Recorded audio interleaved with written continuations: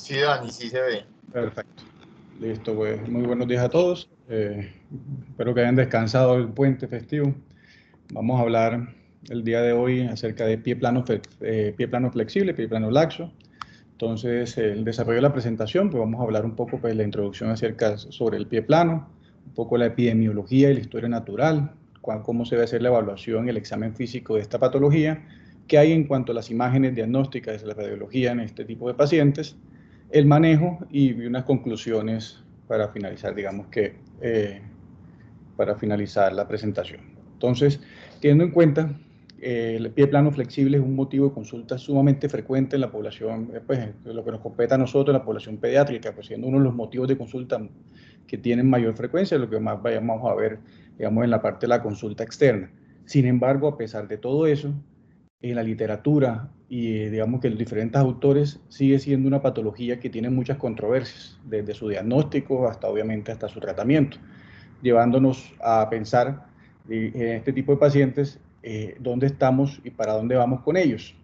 Ya que, como lo estaba diciendo anteriormente, en la literatura no hay, digamos que una conclusión clara acerca de ni siquiera pues, el tema del diagnóstico, y los estudios que hay actualmente pues tienen una baja calidad y digamos que dificultan que se apliquen con mayor fortaleza en nuestra población.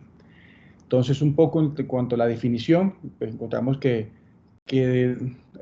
lo describe el doctor Mosca, que desde la misma definición es flexible, ya que realmente no existe un consenso claro, pero pues, lo que se ve básicamente, o como se puede ver en forma general, es que el pie plano flexible o pie plano se describe como una pérdida del arco longitudinal medial, que está bajo o ausente, y una alineación a nivel del retropié que va a estar con un valgo excesivo. Cuanto a la epidemiología, vemos que la incidencia de pie plano en los adultos es aproximadamente el 20%. Y ya un poco más en lo que nos compete a nosotros, está descrito que la mayoría de bebés, o la gran mayoría de los niños al nacer, no van a tener arco plantar. Y este se va a ir desarrollando hasta mediados más o menos de la niñez, que hablan que en un promedio hacia aproximadamente los 5 años, los niños que van a desarrollar arco lo desarrollan. ¿Cuál es la prevalencia? Digamos que esta es una pregunta digamos que está un poco clara en la literatura, pues este estudio publicado en la Academia Americana de Pediatría en el 2006 nos habla, digamos, más o menos cuál es el porcentaje, cuál es la prevalencia de esto. ¿Sí? Como lo vemos que desde el nacimiento existen niños con pie plano, pues vamos a ver que a medida que pasan los años, pues ellos van a desarrollarlo. Este estudio, digamos que vieron 835 niños en la edad preescolar y determinaron que a los 3 años el 54% de los niños presentaban pie plano. Sin embargo, ya a medida que van creciendo, ya cuando miraron a niños mayores, hacia los 6 años, se dieron cuenta que esta incidencia bajó, o esta prevalencia bajó hacia aproximadamente un 24% en los niños con 6 años, dándonos una prevalencia global del pie plano flexible en la edad pediátrica aproximadamente el 44%, y solamente el 1% de todos estos pacientes presentaban un pie plano rígido, dándonos, digamos, como parámetros o como también hay hallazgos importantes en este trabajo, contaron que los niños, o sea, el género masculino, va a tener el doble de probabilidad de presentar un pie plano con respecto a las mujeres, y los niños que tenían obesidad iban a tener el triple de la probabilidad de tener pie plano. Sin embargo, ¿qué más hay en la literatura? Este estudio publicado por Rounds y Evans, una colaboración con Cochrane, pues buscaban determinar la epidemiología y la etiología, los problemas asociados, pues el diagnóstico y el manejo de los pacientes con pie plano flexible, y qué se encontraron en ellos. Básicamente encontraron que la prevalencia, o sea, los estudios que hablaban de prevalencia son limitadas, que se sugiere que va disminuyendo con la edad. Sin embargo, como lo vemos, digamos que no hay muchos estudios con fortaleza para determinar esto, que la mayoría de los niños son asintomáticos, presentando una hipermovilidad articular y un peso aumentado, como aumento en la prevalencia, y que el tratamiento no quirúrgico va a mejorar los síntomas en la mayoría de los casos. Perdón un segundo, me está dando. Profe, dígame. Buenos días. Ah, espéreme un segundo. Qué pena, me tocó cortar la charla. Aquí está. ¿Me confirma? Listo. Perfecto. Entonces, como estaba diciendo, en esta revisión que creen, pues lo que encontramos todos esos hallazgos digamos, como conclusiones principales, voy a repetirlo, pues la prevalencia del pie plano flexible en la población pediátrica tiene, pues, digamos que hallazgos limitados, que se sugería que disminuía con la edad, que la mayoría de los niños eran asintomáticos, que la hipermovilidad articular y el peso aumentado iban a aumentar o iban a aumentar la prevalencia del pie plano en esta población y que los tratamientos no quirúrgicos iban a mejorar la parte de los síntomas. Sin embargo, como lo voy a mencionar más adelante, los estudios que ellos utilizaron para esta revisión son limitados, cada estudio tenían baja calidad o mala calidad, por lo tanto, digamos que ellos refieren que no es posible, digamos, que dar unas conclusiones claras, pues obviamente tomando con base estudios malos, por decirlo así. ¿Qué más hay en la literatura acerca del peso? Digamos, este estudio publicado en el 2001 pues nos mostraba que hay una mayor incidencia de pie plano en niños con obesidad. Estudios más recientes, en el 2013, buscaron buscar una relación acerca del índice de masa corporal, el peso y el género en la presencia de pie plano flexible en adolescentes. Este estudio se hizo en Israel tomando 825.964 niños, pues niños, adolescentes y adultos jóvenes de 16 y 19 años que iban a prestar el servicio militar, de los cuales la mitad, un poquito más de la mitad eran hombres, y que encontraron en este estudio que la relación era mayor en hombres, con un pie plano flexible leve en aproximadamente el 12.4% de los hombres y 9.3% de las mujeres, y un pie plano flexible severo en 3.8% de los hombres y un 2.4% de las mujeres, encontrando que el índice de masa corporal aumentado iba a tener un riesgo relativo, un riesgo de 1.7 veces más en hombres y 1.5 veces más en mujeres de presentar pie plano teniendo el peso aumentado en este grupo de población. Entonces, pero tenemos que preguntarnos por qué se produce el pie plano, qué está escrito en la literatura de por qué se produce el pie plano. Entonces, existen dos teorías, o sea, a nivel histórico, dos teorías. La primera descrita por Duchenne y también en la cual ellos explicaban que el mantenimiento del arco plantar iba a estar determinado por fuerzas musculares, ya que la función normal y coordinada de los músculos del pie y tobillo eran responsables de mantener el arco plantar en una posición normal. Sin embargo, esta teoría fue refutada o fue, digamos, que modificada más adelante por estos dos autores, Basmayan y Stenko, que hicieron un estudio electromiográfico a nivel muscular en el pie, determinando que el pie plano iba a estar más en relación a una alteración en el complejo óseo ligamentario, que los músculos pues digamos iban a ayudar simplemente al equilibrio de propulsión, a la estabilización del pie o el acomodo del pie en posiciones irregulares, pero que estos no iban a determinar la forma como tal del pie. Entonces, existen diferencias entre todos los grupos de pie plano. Este estudio clásico publicado en 1947 con soldados canadienses nos dio como el principal grupo de pacientes o subtipos de pacientes con pie plano. Encontraron que existían tres tipos de pacientes con pie plano flexible, el pie plano flexible con el Aquiles corto y un pie plano rígido, contando que el pie plano flexible estaba en 2/3 de la población, que tenían arcos de movilidad a nivel de la articulación tibiotalar y subtalar normal, y generalmente eran pacientes que eran asintomáticos. Los pacientes con pie plano flexible con Aquiles corto correspondían al 27% de los pacientes con pie plano y que encontraban básicamente el examen físico una dorsiflexión restringida del tobillo. Y el pie plano rígido correspondía al 9% de los pacientes, tiene una restricción a nivel de la movilidad de la articulación subtalar. Generalmente estaban asociados, pues como principalmente estaban asociados a la patología de la coalición tarsiana, y estos sí iban a presentar generalmente síntomas a nivel de los pies. Entonces, en cuanto a las características clínicas, digamos que todos los estudios difieren un poco en esto, ya que, o digamos que los poderes estadísticos de los estudios están limitados básicamente porque la mayoría de los niños son asintomáticos. Entonces, por tal también la incidencia de los pacientes, pues digamos que va a estar un poco limitada por eso en los estudios.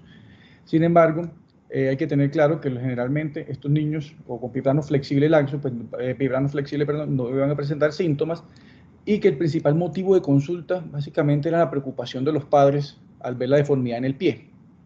Esto pues cuando consultan a tempranas edades, pensando en que, que si se puede hacer algo, pensando que los niños pues básicamente que lleguen a la adultez con un pie. O también con antecedentes familiares, incluso en los padres que pudieron haber usado zapatos ortopédicos cuando eran niños y con eso le corrigieron los pies, o que el hermanito mayor, o pues en otras consultas, pues me pasa mucho en Montería, que sí llegan con zapatos ortopédicos, por lo cual digamos que aquí les coloco este meme de por qué quiere construir el muro y deportar a los latinos, porque todavía queremos curar el pie plano con zapatos ortopédicos. Y es común encontrar en nuestra consulta esto, pues digamos, me parece a mí, porque estas son fotos mías, encontré pacientes con la consulta externa que llegan con sus zapatos ortopédicos, incluso el hijo de un amigo que también le pusieron zapatos ortopédicos en Montería. En cuanto a la evaluación clínica, es importante tener en cuenta un examen físico general y un examen específico a nivel del pie y el tobillo. En cuanto al examen físico general, hay que evaluar bien el perfil torsional y angular de los niños, el patrón de la marcha y también, como lo vimos, que tiene bastante relación con el aumento de la laxitud ligamentosa, pues es importante explorar esto con los criterios de Beighton para ver si el niño presenta una hiperlaxitud. Y también, pues obviamente, preguntar en cuanto a la historia familiar, si presente de pie plano en los padres y en los hermanos. En cuanto al examen físico específico, hay que tener en cuenta entre los principios descritos por el doctor Mosca en su libro, el quinto principio, el cual habla que el pie no es una articulación, como lo explicó Reutemann en su charla de unidad calcaneopédica en el Congreso. El pie funciona como un todo. Si uno hace efectos rotacionales a nivel del retropié, va a haber cambios a nivel del antepié, como el ejemplo de estar exprimiendo una toalla, encontrando un valgo a nivel del retropié, y esto va a producirnos, digamos que una supinación del antepié, produciendo una dirección rotacionalmente opuesta entre los segmentos del pie, por lo cual siempre es importante el examen físico específico acá, mirando como toda una unidad a nivel del pie. Y también pues evaluar posibles contracturas del gastrocnemio para pues, digamos, diferenciar del pie plano flexible con el Aquiles corto. Entonces, en cuanto a la evaluación clínica, ¿qué encontramos en estos pies? Hay que tener en cuenta que es más que no solamente tener arco plantar. En estos pacientes vamos a encontrar un borde medial recto o convexo, un borde lateral recto o cóncavo, vamos a tener una parte media del pie o el arco plantar, pues, la parte donde está el arco plantar del pie va a estar hundido, va a haber una rotación externa del pie en comparación con el eje de la pierna y, como lo habíamos dicho, va a haber un valgo del retropié. Como lo describe, pues, digamos que en las deformidades específicas del pie y tobillo en el libro del doctor Mosca, el pie plano flexible va a haber una deformidad en el antepié en supinación, un medio pie va a estar aducido o neutro, un retropié va a estar en valgo o vertido y a nivel del tobillo puede haber una flexión plantar. ¿Qué más se debe hacer en el examen físico de estos pacientes? Pues determinar la flexibilidad del pie. Pues, en este caso lo más importante, la movilidad de la articulación subtalar, ya que con esto nos va a diferenciar del otro subtipo de pie plano. ¿Qué maniobras existen? Pues está descrita la maniobra descrita por Rodríguez Fonseca, en la cual se ve el paciente desde atrás, vemos cómo va a estar el retropié en valgo, como las características clínicas que encontramos a nivel del pie plano, y al pedir que el paciente se coloque sobre la punta del pie, va a ver este talón, el talón va a hacer un cambio en la articulación subtalar, generando un movimiento a nivel de varo, lo cual nos indica que que esta articulación va a estar móvil. Otro ejemplo, digamos que es la maniobra de Jack. Vemos el paciente con el pie plano, aquí pérdida del arco plantar.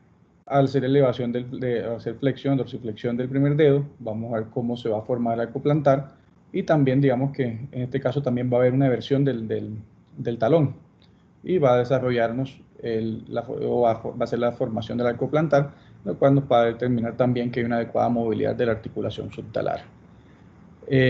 Para determinar si no hay una contractura a nivel de la parte posterior del gastrocnemio, del tríceps sural, hay que realizar la maniobra de Silbersky, muy bien conocida, en la cual hay que obviamente corregir la inversión del talón, o sea, el valgo del talón, llevándolo a neutro, y se va a hacer una de flexión a extensión, se va a llevar una dorsiflexión máxima, perdón, y de flexión a extensión.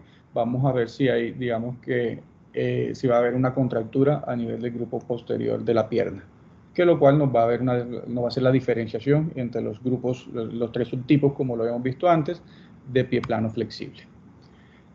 En este estudio publicado en la revista India de Pediatría nos da, digamos, un algoritmo de manejo, de diagnóstico en este tipo de pacientes. Haciendo un resumen, como todo lo visto anteriormente, hay que tomar en cuenta la edad, los síntomas, la historia familiar, el nivel de actividad de los niños, hacer un examen físico adecuado, viendo la alineación de los miembros inferiores, cuál es el área de sensibilidad, los arcos de movilidad del tobillo.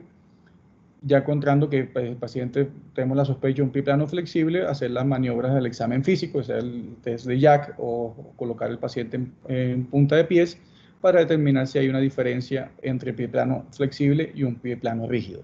También en este artículo lo colocan si es necesario o no hacer la medición o la parte de la huella del pie. Entonces, ¿cómo podemos clasificar el pie plano? Entonces, a nivel de la medición de la huella, existe el método de Dennis para la clasificación del pie plano, haciendo, digamos, con barometría o medición de la huella, marcándola. Encontramos que existen tres tipos de pie plano. El primer tipo, en el cual la medición del arco plantar o la parte medial del pie va a llegar a la mitad, más o menos, de la distancia a nivel de los metatarsianos.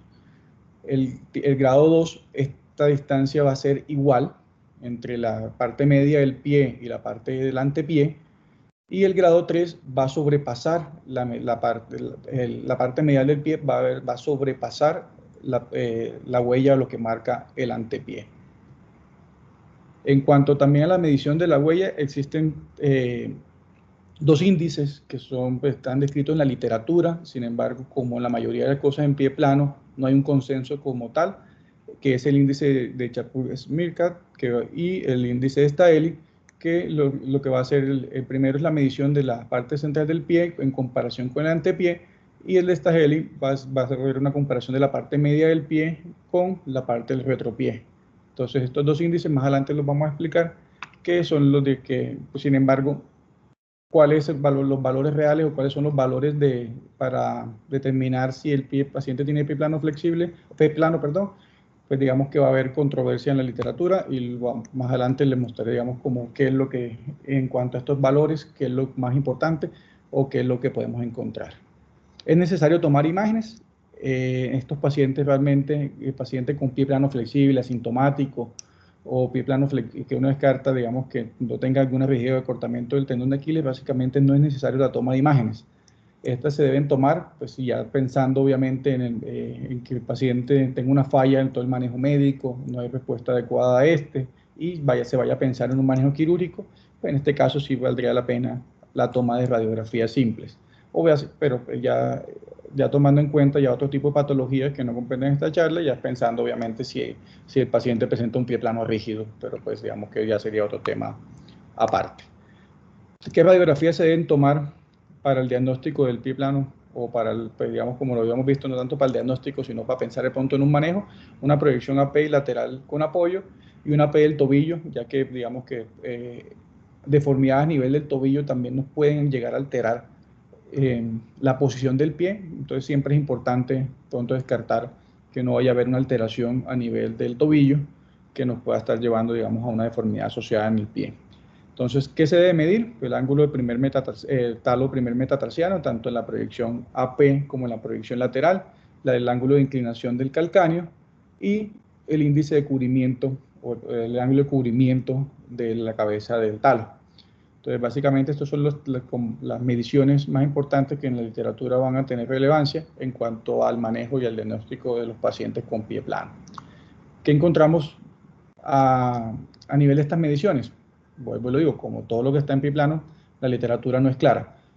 Hay varios estudios que cambian estos diagnósticos, por lo cual digamos que no hay un consenso como tal para determinar cuál es el índice o cuáles son los valores reales o cuáles son los valores de normalidad o de diagnóstico para determinar cuál es el pie plano. Entonces, este artículo publicado por John Davis en el 2005, básicamente nos quería, tomando radiografías en niños normales, 60 radiografías en niños normales con una edad promedio de 10 años, encontraron estos valores como promedio para determinar cuál es la normalidad, con el ángulo de medio, talo primer metatarsiano en la proyección AP de 10 grados y en la proyección lateral de 13 grados, el ángulo de inclinación del calcáneo en promedio más o menos de 17 grados y el ángulo de cubrimiento talonavicular de 20 grados.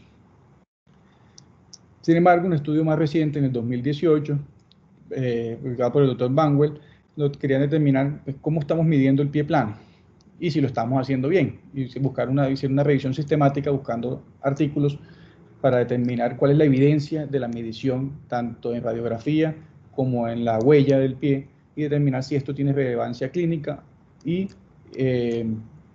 puede ser aplicable, digamos, para la población, encontrando que una variación en varios estudios del índice o de inclinación del calcáneo, encontrando pues, valores variados de 20 grados, 23 grados, incluso este estudio en niños de 7 a 12 años, menor de 15.4 grados para definir la presencia o no de pie plano.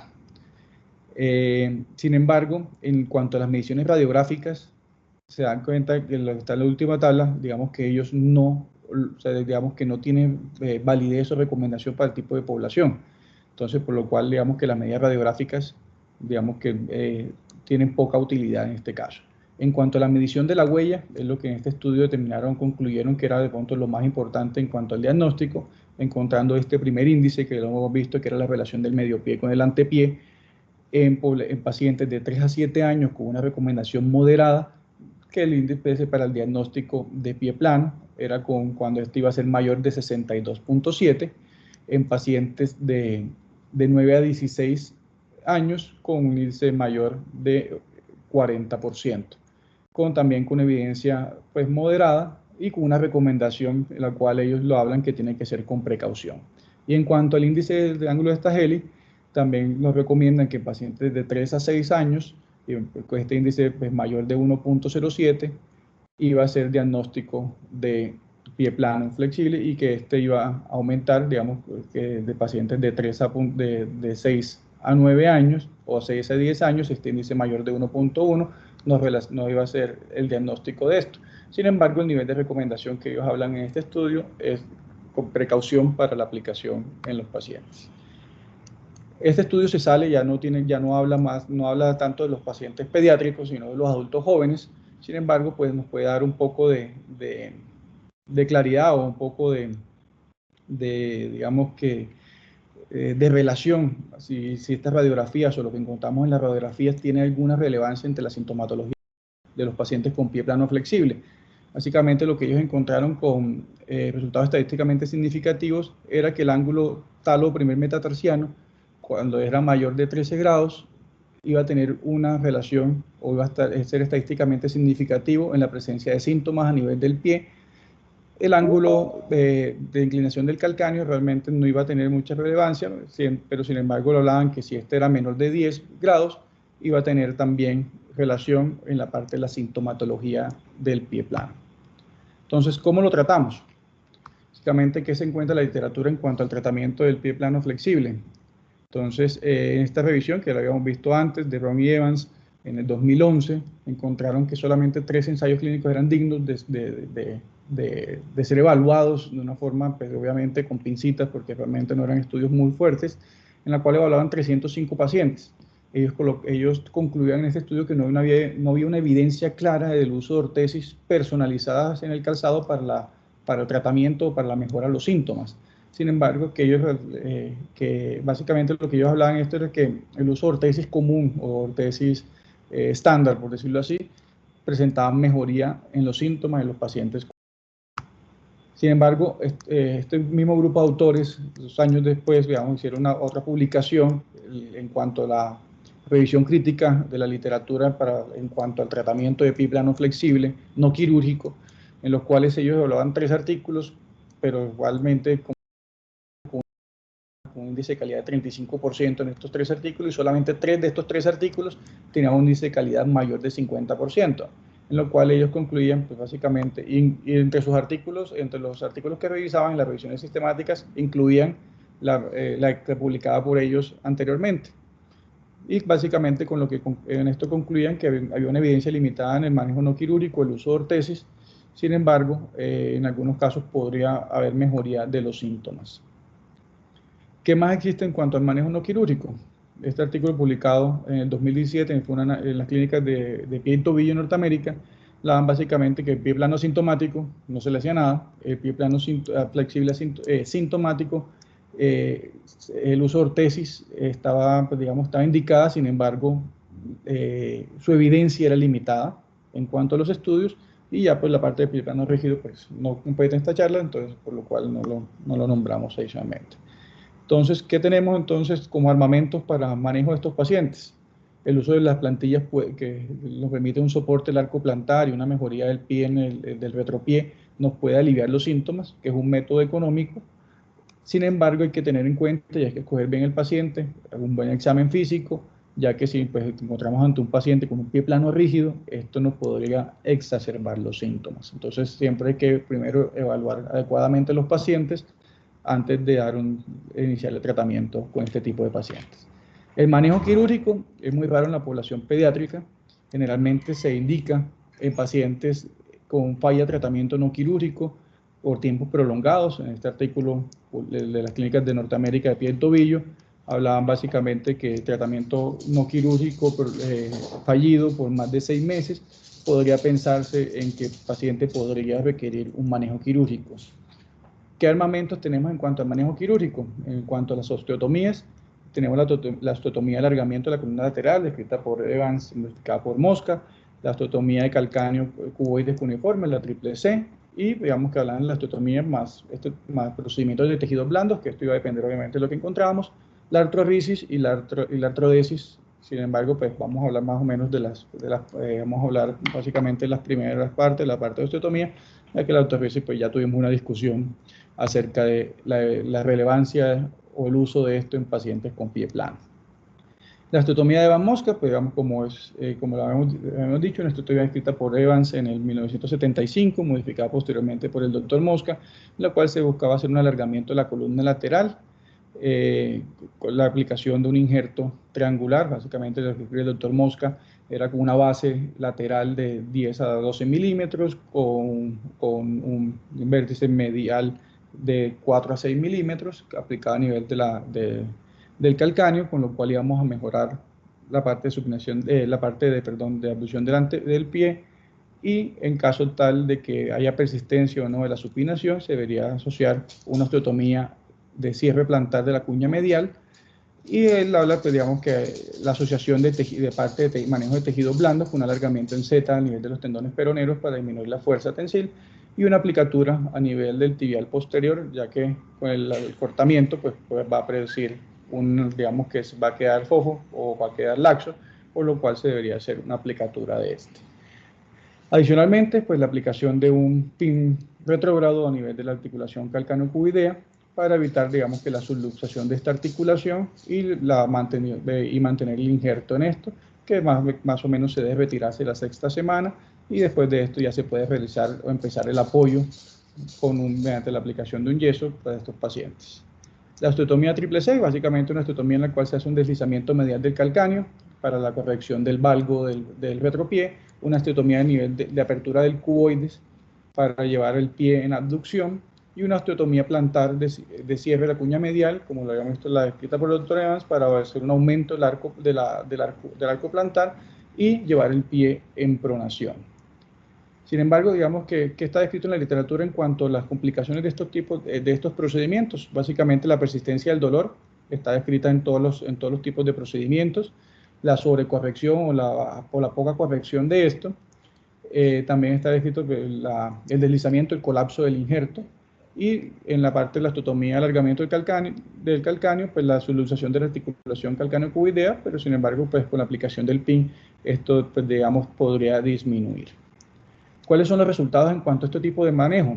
Entonces está descrito por Fields en un seguimiento a largo plazo de 13 años, encontrando muy buenos resultados en 17 de 23 pacientes, o 23 pies. Solamente 3 de los 23 pies persistieron con dolor y con un valgo del retropié. El doctor Mosca encontró buenos resultados en 29 de los 31 pacientes. Sin embargo, él especifica que en su serie generalmente eran pacientes con pie neuromuscular, por lo cual la aplicabilidad o la aplicación a los pacientes sin enfermedad neuromuscular debería ser con precaución. Rasten y Mubarak describieron excelentes resultados y buenos resultados en 23 pacientes, un seguimiento de 18 meses, realizando la osteotomía triple C. Sin embargo, ¿cuál es la comparación entre estos tipos de osteotomías? Este estudio publicado en el 2012, básicamente lo que quería ver era comparar cuál era mejor entre la osteotomía triple C y la osteotomía de alargamiento del calcáneo en pacientes con pie plano flexible sintomático. Encontraron que en los pacientes con alargamiento de la columna lateral o osteotomía de alargamiento del calcáneo, había una mejoría radiográfica en cuanto al ángulo talo primer metatarsiano en la proyección AP, estadísticamente significativa, y también una mejoría en cuanto al cubrimiento de la articulación talonavicular. Sin embargo, no había diferencia en cuanto a los resultados clínicos. Mediante la medición de la escala del Colegio Americano de Cirujanos de Pie y Tobillo, encontraron que el porcentaje, digamos que la puntuación en cuanto a la escala subjetiva de estos pacientes era 43.6 para la osteotomía triple C y 44.7 para el alargamiento del calcáneo, y en la parte objetiva también era 28.6 y 25.9, en lo cual no iba a haber una diferencia estadísticamente significativa en cuanto a los resultados clínicos, lo que sí podíamos ver en cuanto a los resultados radiológicos.